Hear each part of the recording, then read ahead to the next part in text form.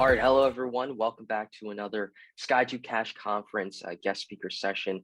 We are here with Mr. Lin Zhao and Mr. Gregory Wang. Mr. Lin Zhao is based in China, currently Beijing, China. So it's sort of late for him, so we'll keep his time very short. But we also have Mr. Gregory Wang, who's currently based in the US, Florida specifically.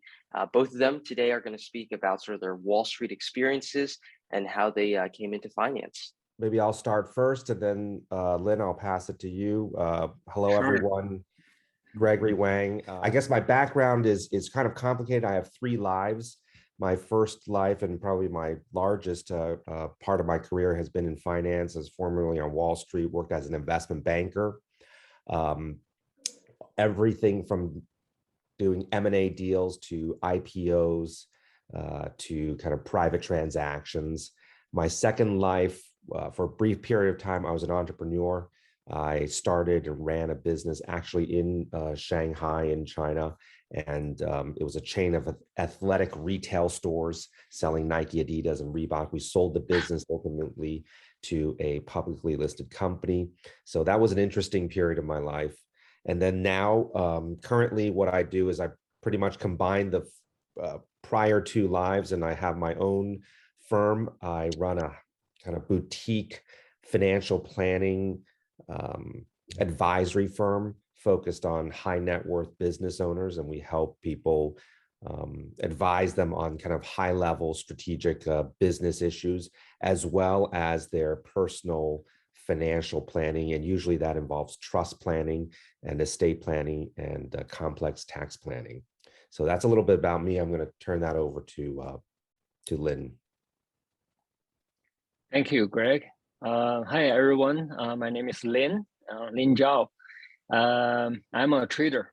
Compared to Mr. Greg, my career is relatively simple. I don't have different lives. I just have one boring life, which is being a volatility trader since 2004. So now it's the 18th year been trading as a vol trader. I'm living in China. I came back in 2015, so I have been living here for 7 years, and I find it's pretty amazing that I can still speak English. So I'll try my best.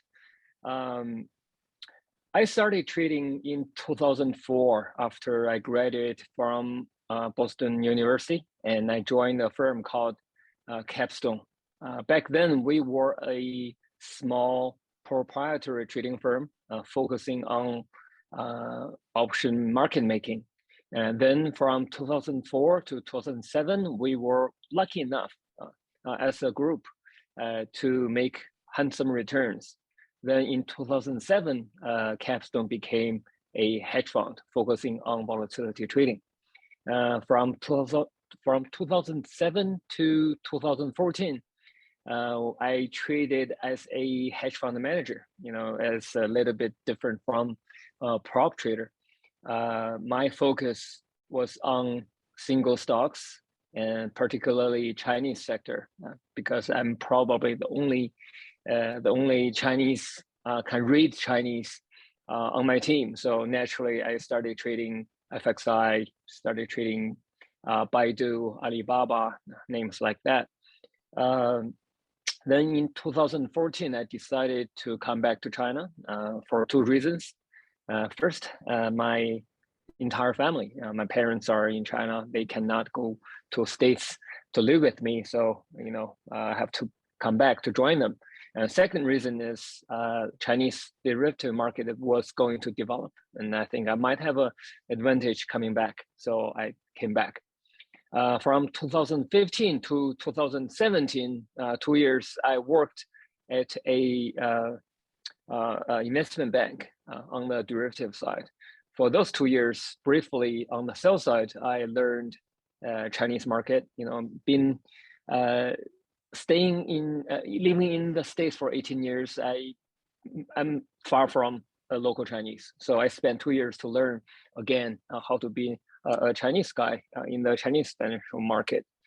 Then in 2019, I started my I launched my own hedge fund in China, based in Beijing, called the Lindao Capital, and we are focusing on volatility trading onshore in China. So our main businesses include two parts. First is providing non-correlated return for investors. Second part is specifically managing tail risk, so to help investors to protect themselves from extreme events. Okay, that's it. Thank you. That's great, both of you, for introducing yourselves and letting everyone know a little bit more about what you guys do and how you came about. Mr. Lin, how did you come about into trading? Like, what was sort of a catalyst that made you want to become a trader, or what was sort of a catalyst that made you want to go into volatility trading? Okay. That's a very good question, Julian. Actually, I wish I have a really entertaining story to tell, but unfortunately, I became to be a trader because Capstone was the only firm that would willing to give me a working visa on Wall Street. So after graduating from college, I need a firm to give me a working visa, H-1B visa, to get a job. So Capstone is the only one. They were the only one to give me that opportunity. So I didn't know what I was going to do. Then I joined the firm, and I'm lucky enough to be a part of a very special group of brilliant people. I joined as a volatility trader trainee, a clerk. Then I climbed my way up. I climbed the ladder like everyone else. And then that's pretty much it, how I started, by luck. So you were forced to be a trader, really.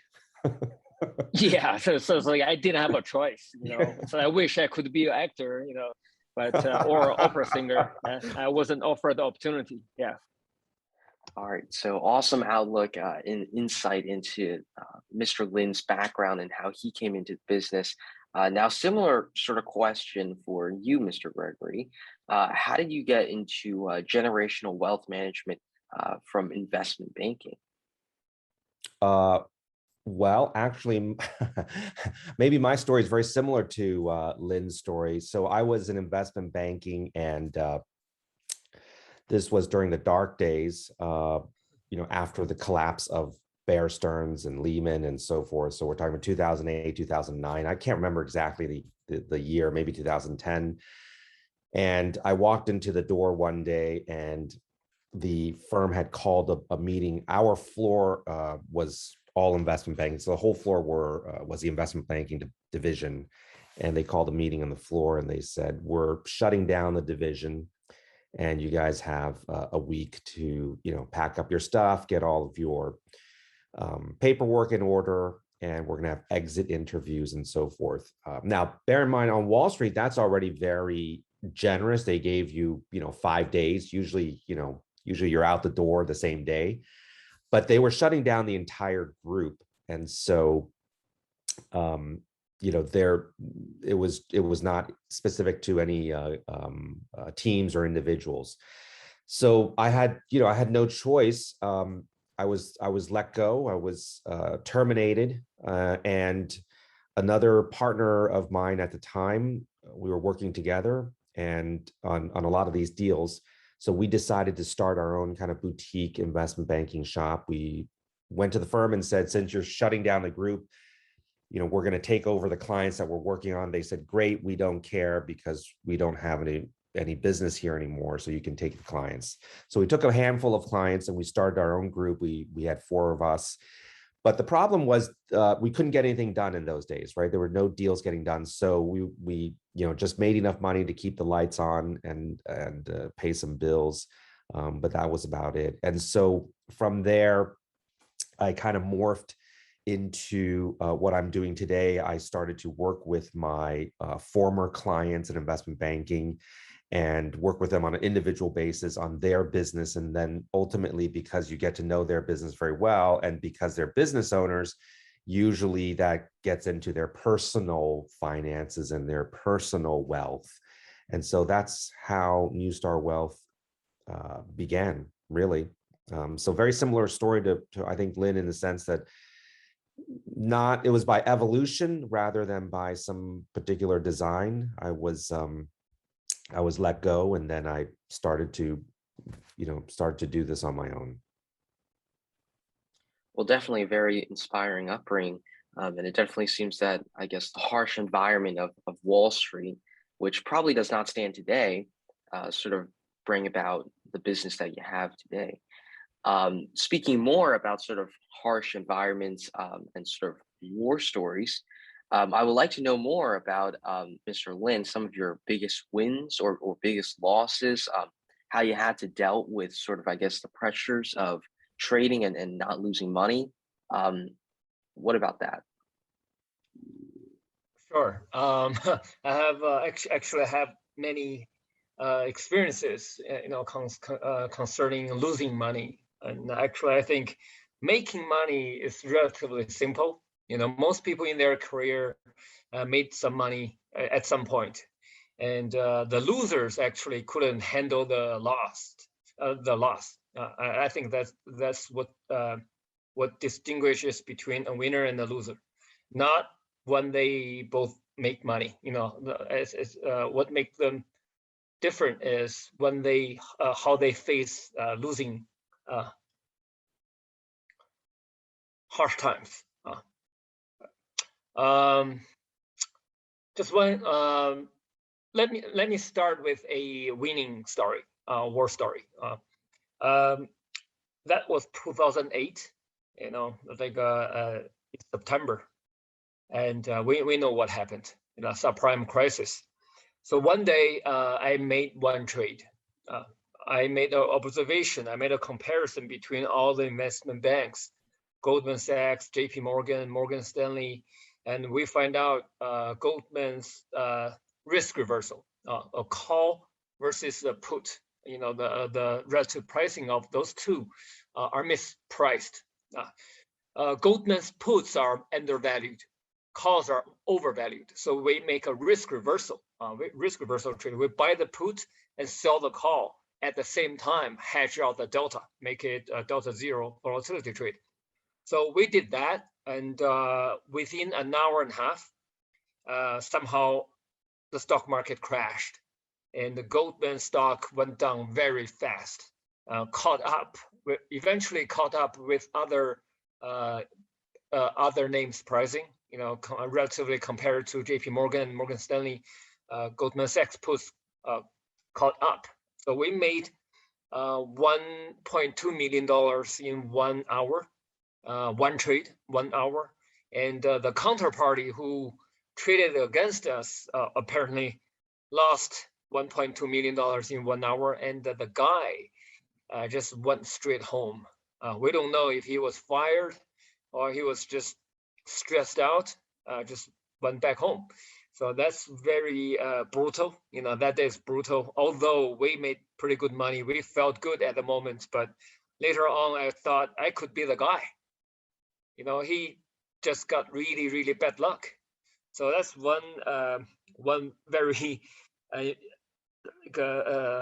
impressive story I have always remembered for years.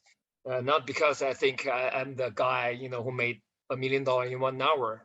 Rather, it's more like reminding myself to be humble all the time, to respect the market and to respect your counterparties, because nobody knows, what's going to happen next. So better focus on risk control.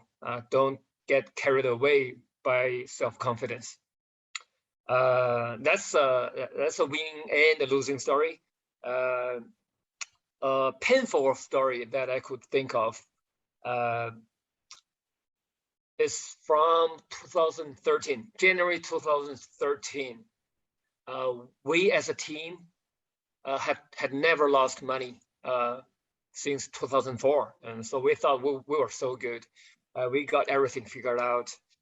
We thought we were invincible. Everyone on our team thought we were invincible. So in January 2013, we made a plan. Our plan is to make $60 million for that year for the team. That's our objective. But unfortunately, by the 20th of January 2013, we lost over $50 million. So exact opposite of what we wanted that year, because we bought too much volatility. We bought a lot of Vega during the first week of the new year, and market just stayed very quiet. Volatility dropped significantly. Then we lost money for 2 straight weeks and ended up to almost $55 million. By that time, we felt really, really bad. It's almost like we couldn't even recognize ourselves. All the past wins became illusional. We didn't know if it was real or it was our fantasy. So it's just very, very stressful times. But fortunately, by July 2013, we made most of the money back. But again, that war story, we almost lost our pants, and our confidence just dropped like the stock market, in 2008. Prior to the loss, we thought we were good. And after we lost all the money, we felt we were worthless, especially myself. I thought I was just, there by sheer luck. I don't have skill, I'm not intelligent. All the self-doubts all poured in, very emotional. And to this day, I remember that very well. Again, teach me how to be a humble person, respect the market. If we keep making money, great. Very thankful, very grateful. But if we started losing money, I think we need to be patient and don't lose confidence in ourselves. Carry on, focus on the right thing. Always stay focused, and hopefully things can turn around. I think that applies to many volatility traders. Yeah, that's sorry, it's a long story. Mr. Lin, so in your 18 plus years of trading, you haven't had a single losing year. So how has that worked? And is that mainly due to risk management? And if so, how do you manage risk, especially trading an asset like volatility? Okay. So far we haven't had a losing year yet, but we don't know if this year is going to be different. I think it's many reasons, multiple reasons for achieving a non-losing streak. I think first of all, it's fundamentally it's because volatility is a unique asset class. Volatility is unlike stocks, unlike treasuries, unlike commodities, unlike real estate. It's by itself is a unique asset class. Volatility is mean reversion. It cannot always go up. It cannot always go down. It always mean revert. So pricing volatility becomes to be unique itself.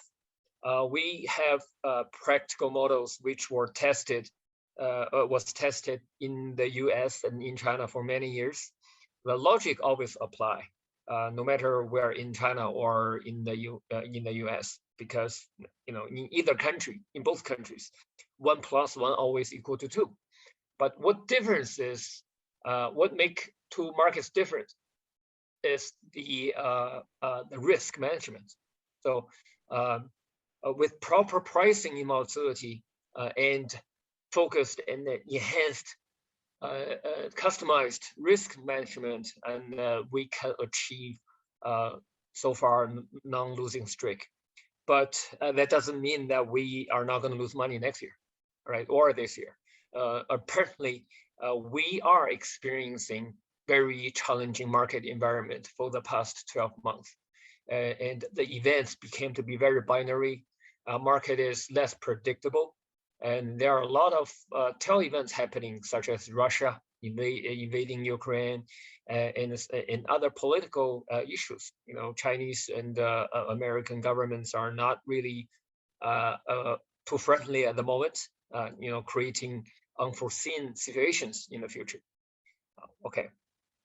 Second reason I think we haven't lost money yet is because we always stay focused. We always emphasize on risk management. We know our shortcomings. We know we have limitations, we don't really get carried away.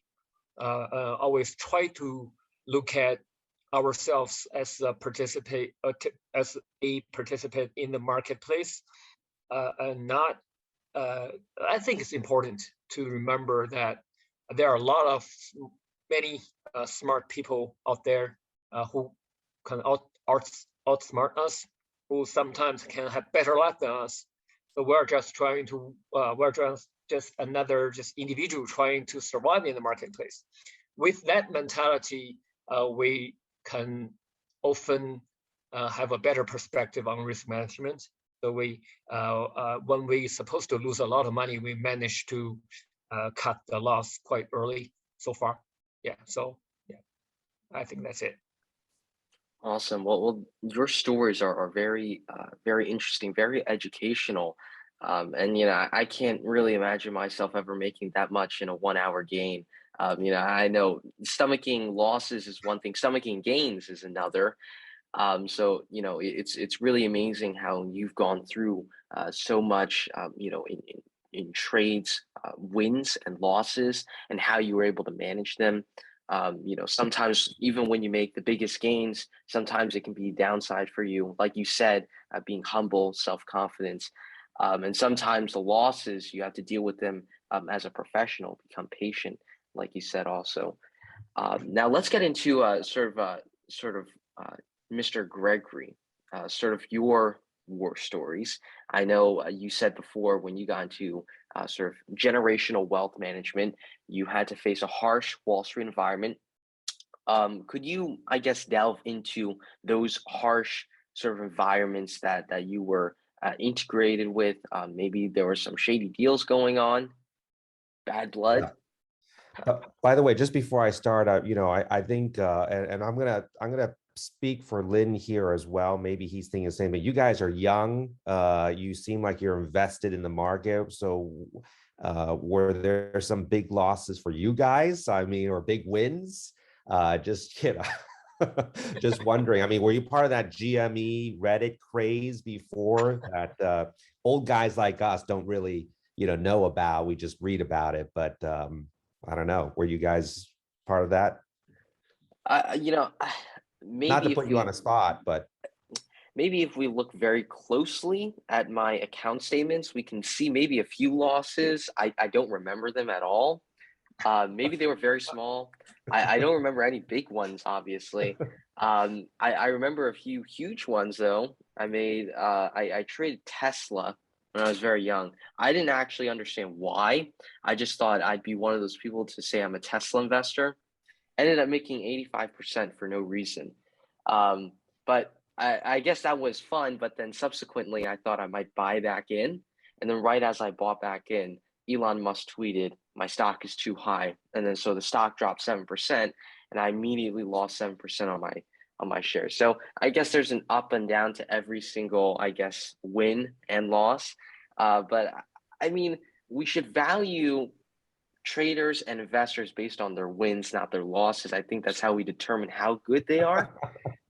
So yeah.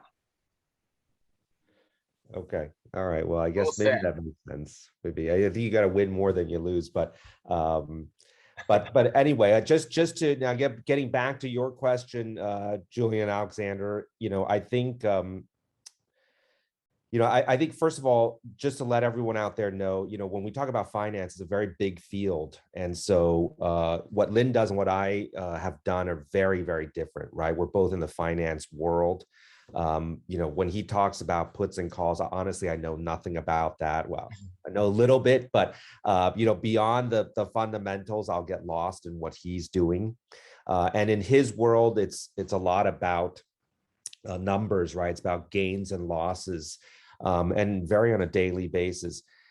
In the investment banking world, it's less so much about gains and losses. Of course, you do deals, you make commissions, and you get paid well, but it's really about gains and losses of clients, right? Because it's a very long-term relationship. So what you're trying to do is to create a reputation where your clients will come back to you year after year to transact with you for their capital markets needs. And so, but we've had issues with this because of the way, sometimes the industry is structured. So for example, we did an IPO for a company, a very successful IPO on the NASDAQ. And in the second, in basically the second week of the IPO of the roadshow, right? The roadshow is when you go out and sell the deal before the stock goes public. And in the second week, it was already oversubscribed, which means that we already had more investor demand, people wanting to buy the stock, than we had enough stock to sell, right? So this was a very successful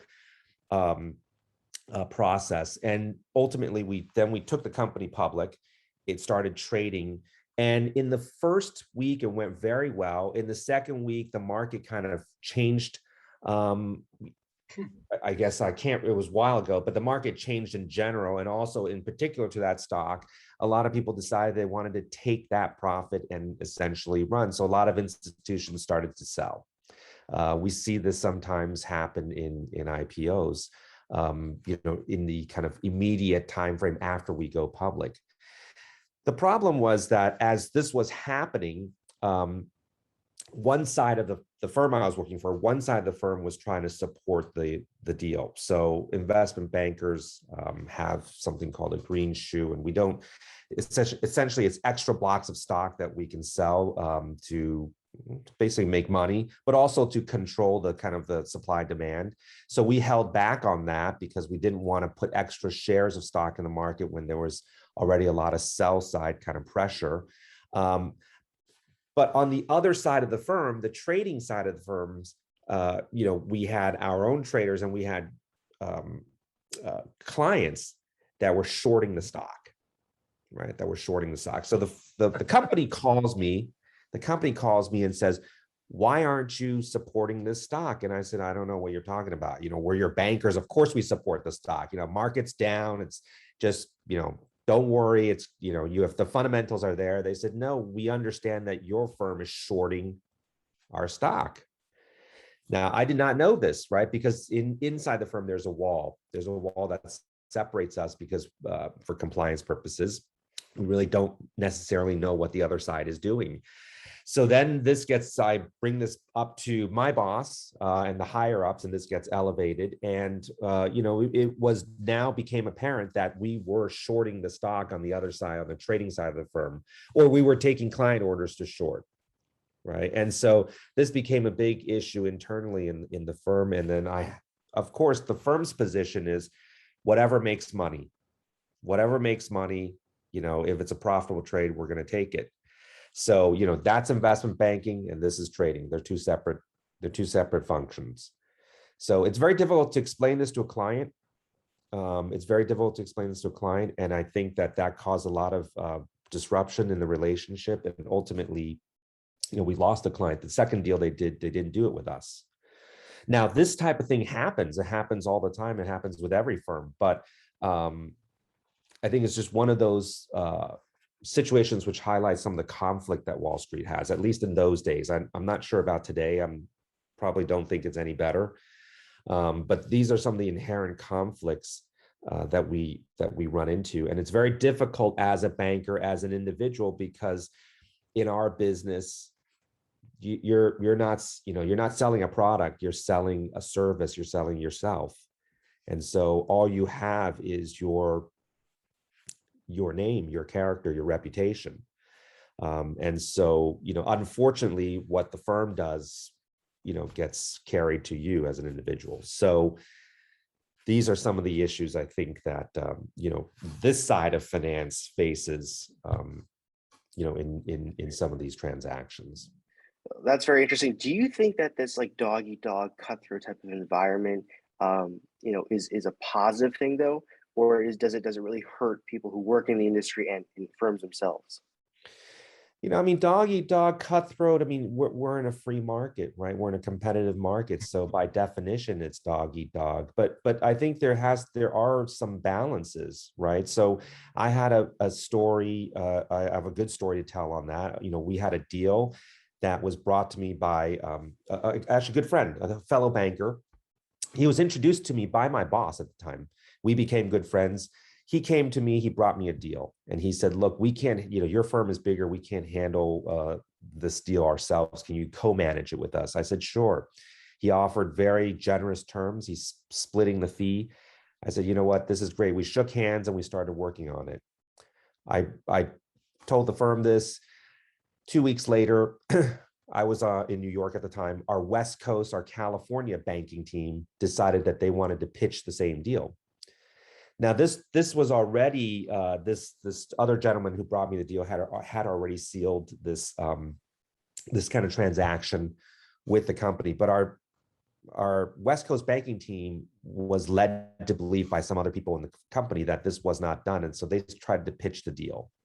They tried to pitch the deal to take the deal away from the person who brought it to us. But now we're in the same firm, right? I'm on the East Coast, they're on the West Coast. Someone brings me a deal, and then the West Coast guys try to steal that guy's deal. So this became, I don't want to say it on this webinar, but it just became a bad situation, and one that, I again went up to the highest level of the firm, and it was decided that they would allow the West Coast guys to continue pitching and try to take the deal away, because it was more profitable if we did the deal ourselves, right? And I think that was a mistake. I had a big issue with that, because when someone brings you a money-making opportunity, you don't cut them out, right?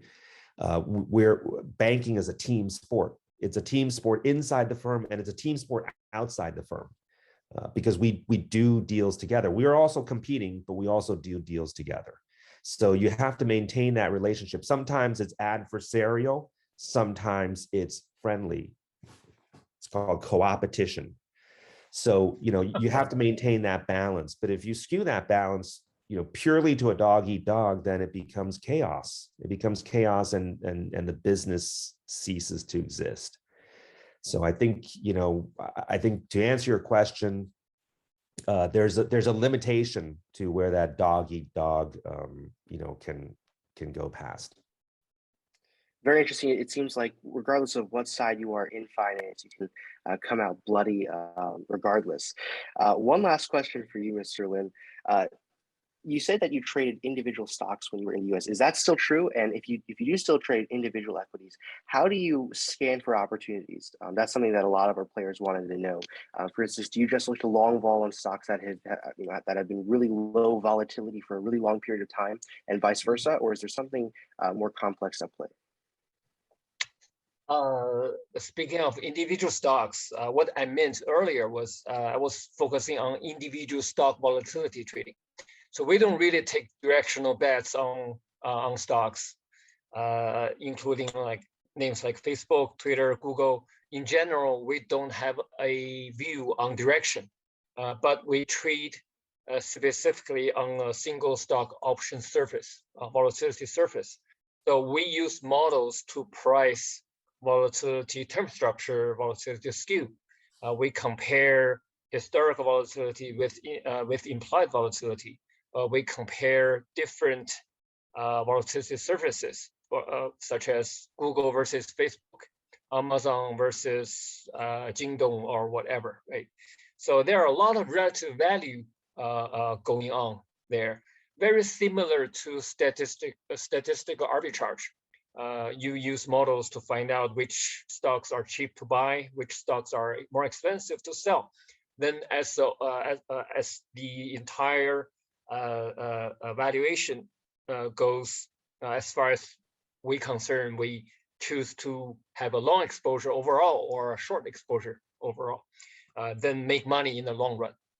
Volatility trading is very much similar. So when volatility is low, we as a portfolio want to get long volatility, but we want to buy the cheapest vol and sell some not so cheap vol. If volatility overall is expensive, we sell most expensive volatility, but at the same time, we could buy some very cheap volatility as a hedge, remain short vol overall, but inside the shorting vol portfolio, we have some longs and shorts to offset each other.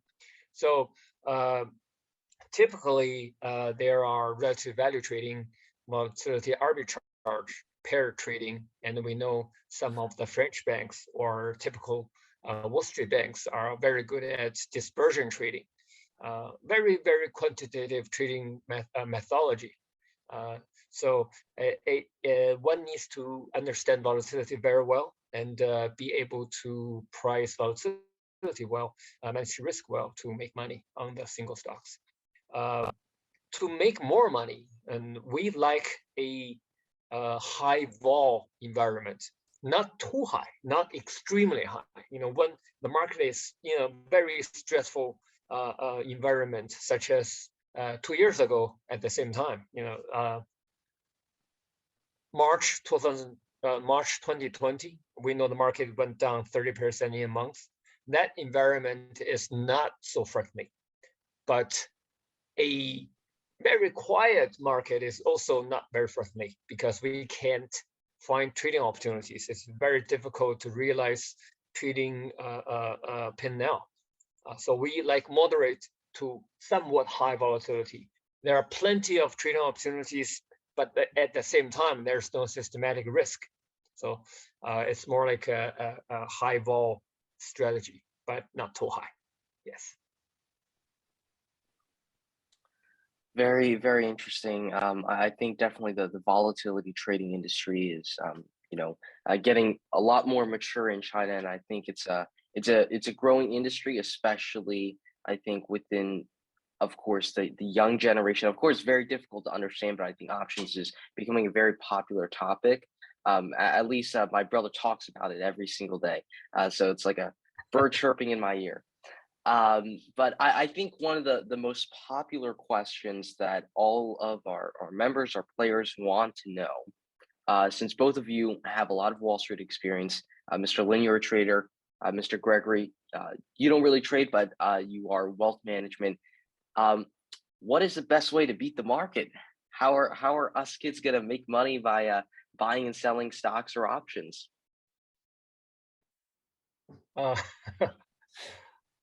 That's you, Lynn. You can take that one. How to beat the market? I think number one, don't do anything stupid, or it's like playing poker. Don't think that you're going to win and you're going all in. And I think that's rule number one. Just be mindful that your principal, your assets are important. If you have $100, if you lose 20%, it becomes to be 80. But from 80 going back to 100, you need to make 25%. So mathematically, it's not proportional. It's losses actually hurt investors a lot more. So don't take unnecessary risk. But at the same time, when you identify a good trading opportunity, you don't want to chicken out as well. You need to be brave and careful at the same time. So it's the fine line. And I think to beat the market in the long run is more like it's very artistic. Yeah. I'm going to Well, give you what about- the boring. I'm going to give you the boring answer. I think there are two ways to invest. One is to actively invest, as I think Lynn was referring to, and I think I agree with him. And some of the things he said it also about that story that he had, over an hour, had a gain of over $1 million. But again, thinking at the time, thinking that he could have been on the losing side, right? I think, that reflects a certain type of personality, a certain type of discipline, which is required when you're actively trying to trade or invest, right? The other side of beating the market really is to just invest over time, right? It's to just keep investing over time, and time is something that people often overlook. So the younger you start, the greater opportunity you have to build wealth, right? And I'm going to kind of say this in the sense of not beating the market, but building wealth, because I think the market you don't have to beat the market. You can just do as well as the market. And if you just do that alone, you're probably already doing very, very well. And over the course of time, if you look at the history of any sort of index, it's the market has always gone up, right, by 6-7%, call it. And so I think if you start early and you start to be disciplined, and you start to contribute money into the market on a methodical, regular basis, sometimes irrespective of where the market is, even in some sense blindly, I hate to use that word, but just consistently contributing and buying into the market, you'll see that over time, with the effects of that time and compounding, that you will build a lot of money. And so I think there are two ways to do it. I think that's the boring way. I think the more fun way is to get in on the action and try to pick and choose particular stocks or styles of investing. But if you do that, it's the same thing. You have to have the discipline. It all boils down to discipline. Yeah, that is very understandable and agreeable. That is the boring way to make money. But I think just like everything in life, perseverance is extremely important, and I think it applies to the same way in the stock market. And just like you said, time, right? It's a very important concept that a lot of people don't really value. And I know with our last guest speaker event with Mr. Gonzalez, we talked about time value of money.